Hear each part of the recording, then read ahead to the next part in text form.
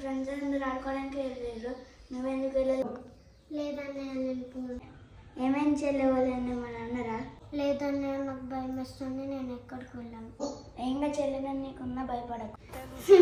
నువ్వు ఉండి ఏం చేస్తావన్నయ్య? మీరంతా ఉండి ఏం చేశారు?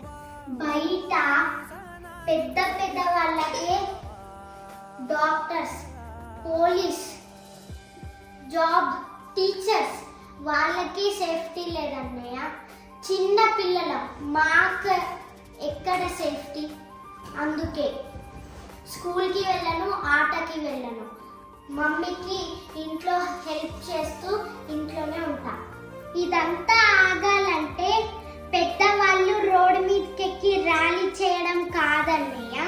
చిన్న పిల్లల మేము రోడ్డు మీదకి మమ్మల్ని కాపాడండి, కాపాడుకోండి అని అడుక్కొని